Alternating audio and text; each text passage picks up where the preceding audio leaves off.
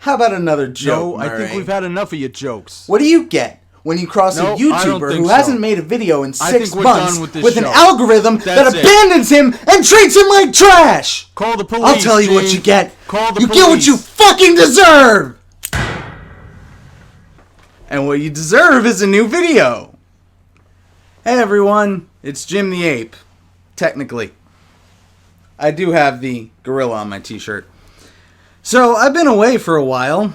Not really anything I planned. I just basically took a big break from social media, mostly because of how toxic it is. That's basically the long and short of it.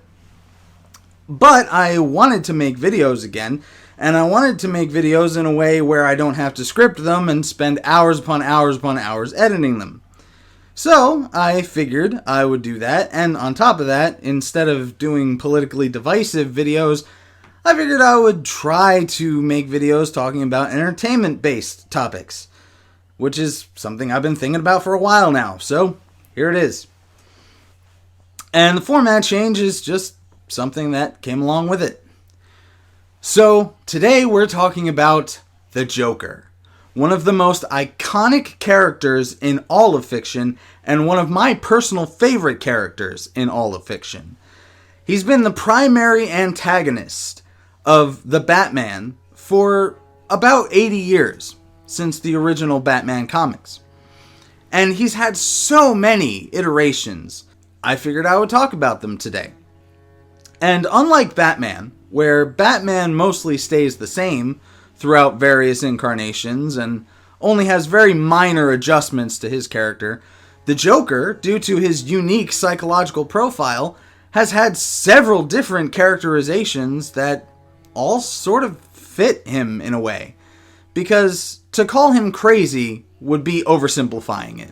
He has such a unique psychological profile that writers can do just about anything they want with the character. And that's why I had the bright idea to make a video talking about my favorite versions of the Joker. Both in terms of the actor's performance and in terms of how they're represented in the media that they're in. So, without any further ado, let's get into my top 11 favorite versions of the Joker based on personal preference. Why top 11? Because I remember when the Nostalgia Critic was funny.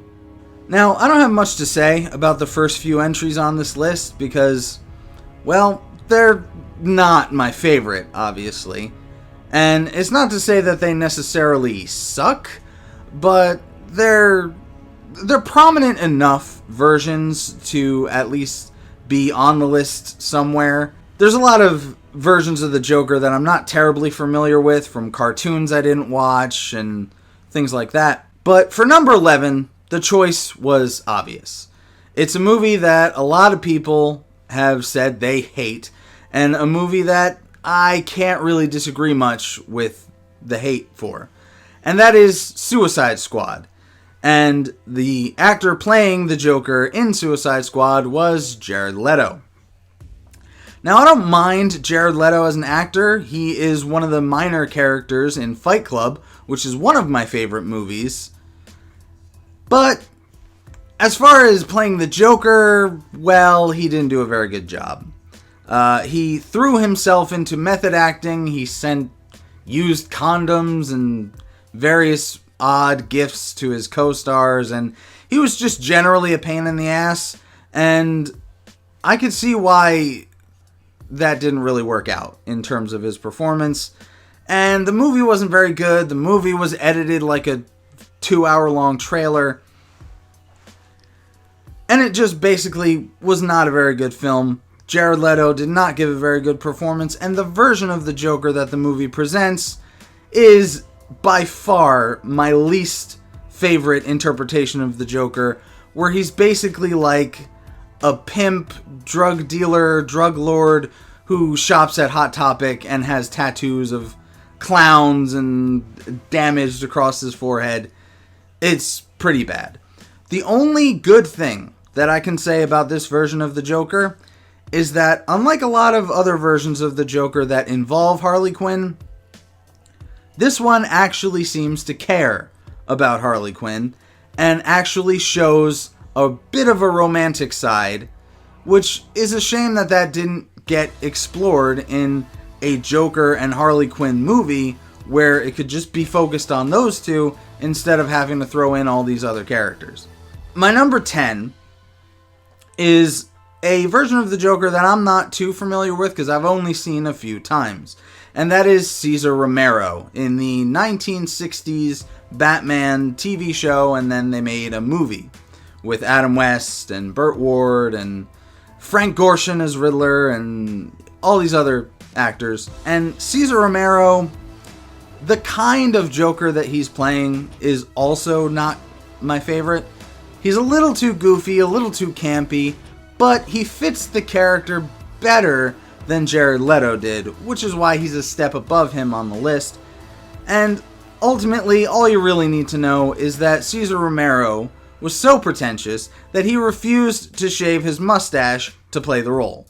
They had to put the white face paint over his mustache, which I don't feel like that's doing a very good job to the character, so that's why I didn't paint up my face for this video. My number 9, I probably have the least to say about because I only saw the movie he's in once, and that is Zach Galifianakis doing the voice of the character in the Lego Batman movie.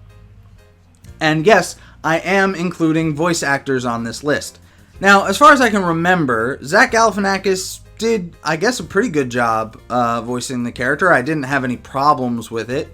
And after all, it is a kid's movie, so expectations are kind of supposed to be lowered. But there wasn't much memorable about his performance, so I guess that's all I really have to say about it. It was a good movie. It was an ambitious crossover. There was a lot of characters from outside properties. But ultimately, I don't remember much about the Joker in that movie, which is kind of sad because the one thing I do remember was that his plotline in that movie was that he wanted to be remembered as Batman's greatest villain. And yet, I can't remember much about that particular version, sadly. My number 8 is John DiMaggio, a voice actor best known for playing Bender in Futurama, and he did the voice of the Joker in the animated movie Batman Under the Red Hood, which I was interested in at the time it came out because at that time I was big into the show Supernatural, and one of the actors from that show, Jensen Ackles, was playing the voice of Jason Todd, aka the Red Hood. Now, that movie was pretty good. I think probably about the best animated adaptation you could get for that storyline. And John DiMaggio did a pretty good job of being the Joker. He was intimidating, he was funny, and I think he really got the character. But it was just kind of a one-off, so I don't really have much of the performance to go by because it was really just that one movie. And I don't think he's voiced the character in anything else since then. So that's why he's kind of lower on the list. And my number 7 is back to live action with Cameron Monaghan in the show Gotham, which is a show that I actually really like as a prequel to a Batman mythos that explores some of the villains and some of the side characters of Gotham while Bruce Wayne is still basically just a kid. Now, I hated this character at first, and they didn't even call him the Joker. He was Jerome Valeska at first, and then there was a subplot where he had a twin brother named Jeremiah, and it was kind of a weird origin story, but from when they started out to where they ended up with the final season, Cameron Monaghan actually really grew on me as playing a younger version of the character, to the point where I'm okay with considering him a version of the Joker now. It took a while. It took maybe, I don't know, a couple of seasons, like maybe 3 seasons. But after a while, he grew on me, and by the end of the show, I was left wanting to see more. So that's really all you can ask for, I guess. And now he's got a Star Wars game dedicated to him. So, good job, Cameron. My number 6 is a voice actor who's in just about everything nowadays, named Troy Baker. And he voiced the character in, I think, a couple of things, but most notably that I can remember is Batman Arkham Origins. And he was filling some pretty big shoes in that regard, because this was a prequel to the Batman Arkham series of video games, where a certain voice actor, who we'll get into later, was the voice of the Joker in the previous games, which at that time was Arkham Asylum and Arkham City. Arkham Knight hadn't come out yet. And this was supposed to be an Origins, or a prequel game that took place years before Arkham Asylum, with younger versions of the characters and bringing in some new characters that hadn't been shown in the games yet. And it was pretty interesting to see a voice actor take on a younger version of the Joker from those games. And I think Troy Baker did a really good job of basically making a Joker voice that sounded like a younger version of that voice actor, of that voice that we were used to in the previous games. And I think that as far as voice actors who've done the Joker goes, he did a really good job. And, you know, I may prefer Troy Baker's performance as Pagan Min from Far Cry 4, because holy shit, that character is awesome. But he does a great job as Joker, and I wouldn't mind hearing him voice the character again sometime in the future.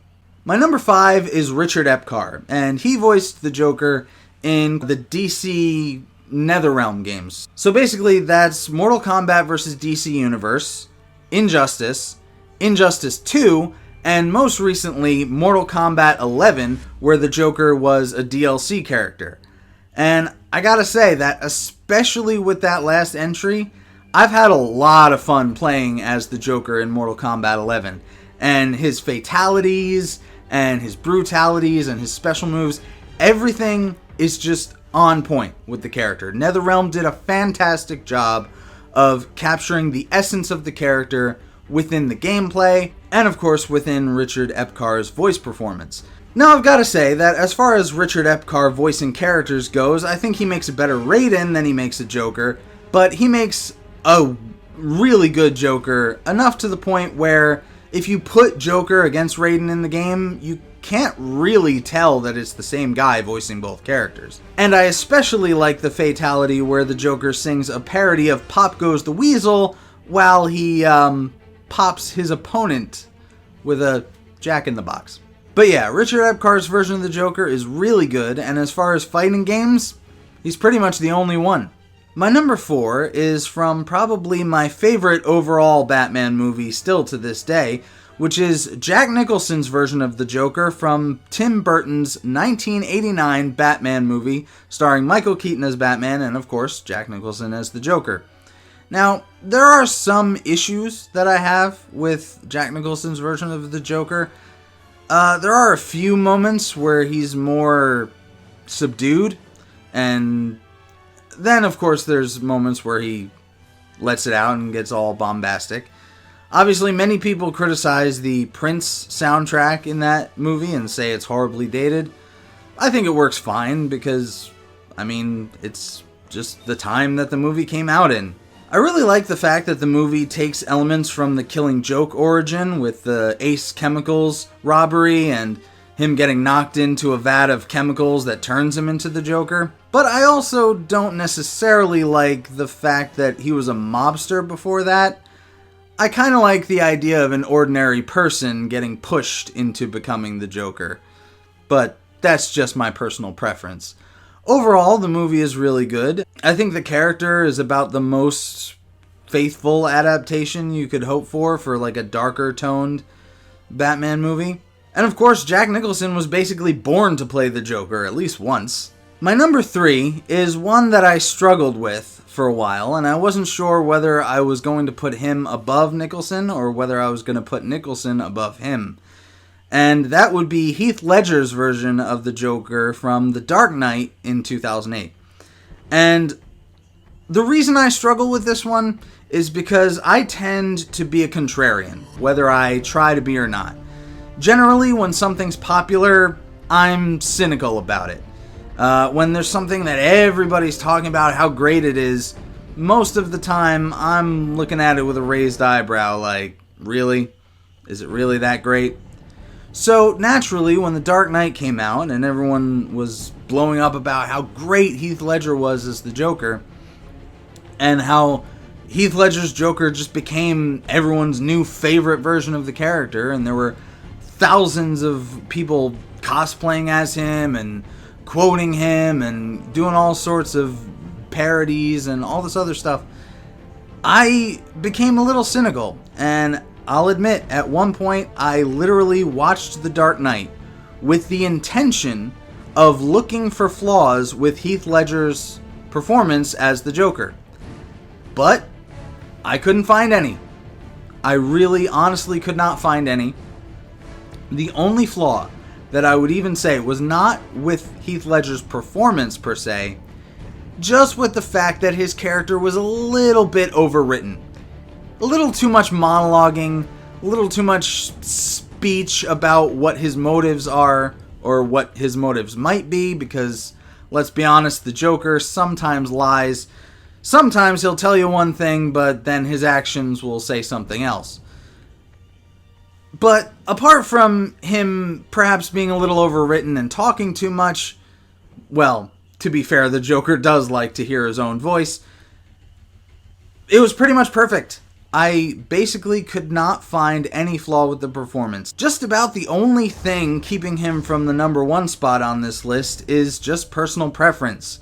I feel like that version of the Joker is maybe a little too dark, maybe not funny enough, because my favorite versions of the Joker are fun. There's some level of joy, there's some kind of likability, a kind of charisma, where even if the Joker is doing horrible things and, killing a bunch of people and has all these evil plans, he still manages to be likable, oddly enough. So, just about the only criticism that I could have of the Heath Ledger's version of the Joker is just that he's really not all that funny. My number 2 is gonna be a bit of a controversy, I think. Although probably predictable given the start of this video. My number 2 is Joaquin Phoenix in the recent 2019 Joker standalone movie, where it was basically just all a movie about the Joker. It was about a guy named Arthur Fleck. He's got a laughing condition. He laughs uncontrollably. And society just keeps beating him up, and he tries to be optimistic. He tries to be a light. He tries to be a source of happiness and joy and laughter in the world, but society just won't have it. He keeps getting beat down, and bad things keep happening to him until one day he's just pushed too far, and he becomes the Joker. And I gotta say, I love this movie. I don't care what people say about it. People criticize the movie, say, oh, he's an incel, and oh, this is a movie for incels, and oh, this is far right wing, oh, this is far left wing, and they try to politicize it in ways that the movie does have some political messaging in it, but it's not overt. It's not beating you over the head with a political message. It's basically just a movie about, well, there's different themes that are explored in it, but it's about class struggle. It's about, wealth inequality. It's about mental health and how, society doesn't do enough to help people who need help with mental health. And it's just a great movie with a lot of cool, themes that are explored. And it's not overtly, super violent. There's a few scenes of really visceral violence that when it happens, you kind of feel it, like, oh shit. But ultimately, it's just a character study. And as a movie, it's great. I love it. Joaquin Phoenix's performance was absolutely fantastic. He deserved that Oscar for Best Actor 100%. And it's just a fantastic movie. I cannot recommend it enough. And another criticism that kind of annoys me is some people got so into the character study of Arthur and him becoming the Joker that they started to say things like, oh, well, that was a good movie, but it would have been a lot better without all the Batman references. Are you kidding? Do you not know who the Joker is? You don't have Joker without Batman, and you don't have Batman without the Joker.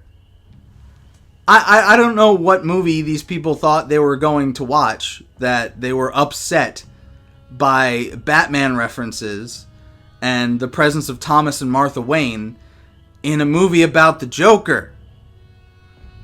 Joker is a DC Comics character. He's the main villain of Batman. He exists in the same universe, in the same city as Batman. Why are all these Batman references in my Joker movie?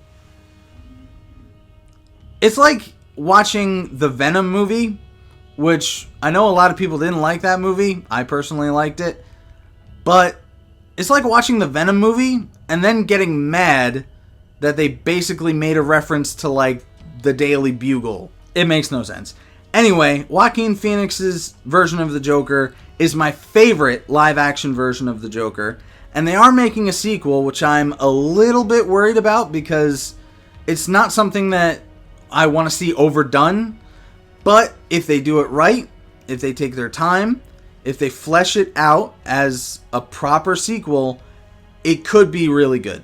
And I do want to see more of the character. I just want to be careful because I don't want to see so much of that version of the character that I end up getting sick of it. But in the meantime, Joaquin Phoenix has the top spot as far as live action Jokers go. But that still leaves room for number 1 on this list, which is my favorite voice actor to voice the Joker. And by now you probably know what I'm going to say. Mark Hamill, that's right, Luke Skywalker himself, as the voice of the Joker in so many things. Batman the Animated Series, Batman Arkham Asylum, Batman Arkham City, Batman Arkham Knight. And it's just so many appearances in so many different video games and cartoons and movies. Oh, of course, who can forget Batman Mask of the Phantasm, which was basically a movie inspired by the animated series. And Mark Hamill just nails the character in every conceivable way. He's fun. He's funny. He's scary. He's likable. There's so many layers to Mark Hamill's version of the Joker. And there are times when you feel legitimately sad for the Joker. Like when Mark Hamill voiced the character in a certain episode of Batman the Animated Series where Batman was thought to be dead by the hands of some, like, low-ranking criminal guy. Basically, the Joker gives this monologue, which is like a eulogy for Batman, and it's basically a eulogy for the death of the Joker's dream to be the one to kill Batman. And in that monologue, you can feel his sadness. Because one of the things about the Joker that makes him interesting is that even though a lot of the times it seems like he's trying to kill Batman, he really depends on Batman. I don't think that the Joker could live without Batman. And I think that if Batman was legitimately dead, the Joker wouldn't just run rampant around Gotham City. I think he would be insanely depressed. Because the Joker sees Batman as the closest thing he has to a best friend. And regardless of the cat and mouse games that they play, at least in Joker's mind, the Joker really only feels connected to Batman because they're both kind of crazy. I mean, dressing up as a bat and running around and beating up criminals isn't exactly the actions of a sane person. And then there's the end credits of Batman Arkham City. Spoiler alert, the Joker dies at the end of the game. And then while the credits are rolling, Batman gets a message on his phone, a voicemail that he had missed, of the Joker singing "Only You and You Alone," which is just a beautiful love song. And just in his voice, just knowing after the character had been killed off at the end of the game, and then just hearing that voice singing that song, it's just so beautiful and so sad that it makes you feel like you're grieving for the Joker, the primary antagonist of the series, and a guy who's done countless crimes, killed countless people, and done all sorts of horrible things, and yet, in that moment, you feel sad. You feel sad that he's gone. And that, I think, encapsulates more than anything else how fantastic Mark Hamill is as the voice of the Joker, and that is why he is my number one favorite version of the Joker in terms of personal preference. And now, if you'd like to mention your favorite version of the Joker, perhaps put your list in the comments section below, I would really appreciate that. And as always, like, comment, share, subscribe, you know, all that good stuff.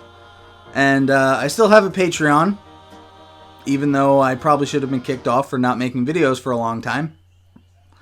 But what are you going to do?